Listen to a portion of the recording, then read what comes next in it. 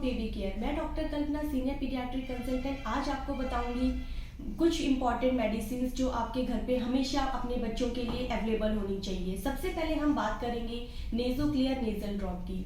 ये सिंपल एक normal saline drops होती है जो छोटे बच्चों के लिए, न्यूबॉर्न्स के लिए बहुत ही फायदेमंद देखी गई है। इसके लिए हमारे पास जो भी कभी कोई पेरेंट्स आते हैं नेजल ब्लॉकेज या नेजल कंजेशन की कंप्लेन लेके, तो सबसे पहले 2 बूंदे एक नाक में डालिए, उसके 5 मिनट के बाद 2 बूंदे दूसरी नाक में डालें और उसके 10 मिनट के बाद आप बच्चे को फीड कराइए। बच्चे की नेजल ब्लॉकेज एकदम से खुल जाएगी, कोई परेशानी नहीं होगी बच्चे को सांस लेने में भी।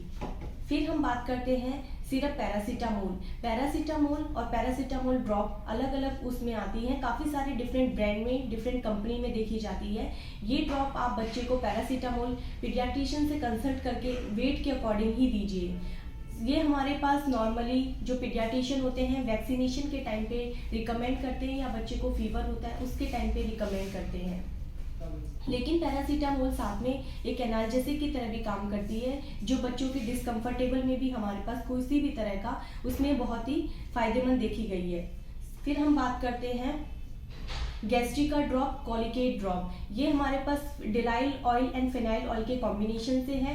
अगर बच्चों के पेट में दर्द रहता है या बच्चे गैस पास नहीं करते, पेट में ऐंठन रहना, पेट का फूलना, तो ये ड्रॉप्स हमें बच्चों को दी जाती है, जिसके अंदर हमारे पास ऐसा बताया गया है अगर बिलो 6 मंथ का बच्चा है तो ये 5 से 10 बूंदे हमारे को हर 6-6 घंटे के अंतर पर आप दे सकते हो बच्चे को। अगर हमारा पास जो बच्चा है वो 6 से 12 महीने का है तो 10 से 20 बूंदे आप बच्चे को दे सकते हो। अगर बच्चा 1 साल से बड़ा है तो 20 से 25 बूंदे देनी है 6-6 घंटे के अंतर पर।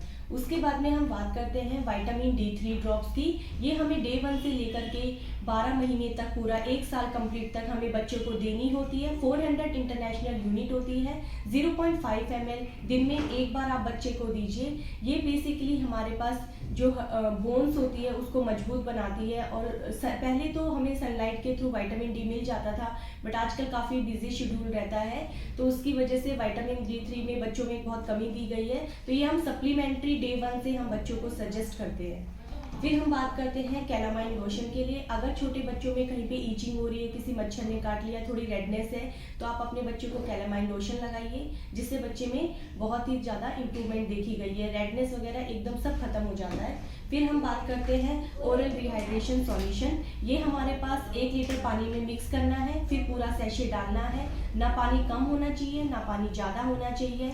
उसके बाद में हमेशा पानी को बॉइलिंग वाटर या फिर RO का पानी लीजिए। फिर उसके बाद में 1 लीटर पानी के अंदर सैशे को घोलिए। उसके थोड़ी देर बाद में ठंडा होने के बाद बच्चे को धीरे धीरे करके, थोड़ा थोड़ा करके बच्चे को पिलाइए। हमेशा साफ़ सुथरे पानी से, साफ़ सुथरे हाथों से, साफ़ सुथरे बर्तन में ही ORS का घोल मिलाइए। और हमेशा याद रखिए ये सिर्फ और सिर्फ 24 घंटे के लिए यूज़ करिए, उसके बाद में इसको डिस्कार्ड कर देना होता है। फिर हमारे पास हमेशा अपने घर में एक फर्स्ट एड किट की तरह फर्स्ट एड बॉक्स हमेशा अवेलेबल होना चाहिए, जिसके अंदर हमेशा कुछ सिरिंज आपके पास अवेलेबल होनी चाहिए। 1 ml सिरिंज, 2 ml, 5 ml, जिससे अगर पीडियाट्रिशियन हमेशा बताता है कि बच्चे को 0.5 ml डोज देनी है या फिर 1.5 ml देनी है या फिर 4.5 ml, तो आप अपनी सिरिंज से मेज़र कीजिए और बच्चे को उसके अकॉर्डिंग पिलाइए। फिर हमारे पास है थर्मोमीटर से आप अपने हॉस्पिटल में जब भी जाते हैं तो बच्चे को पीडियाट्रिशियन से सीखिए कि कैसे थर्मोमीटर से बच्चे का फीवर मेजर किया जाता है और कितने से अबव होने पर ही हमें पैरासीटामोल देनी है। फिर हमारी फर्स्ट एड बॉक्स के अंदर कॉटन हमेशा अवेलेबल होनी चाहिए, कॉटन स्वैब हमेशा अवेलेबल होने चाहिए। फिर बीटाडीन स्वैब होना चाहिए, बीटाडीन ऑइंटमेंट हमेशा होनी चाहिए।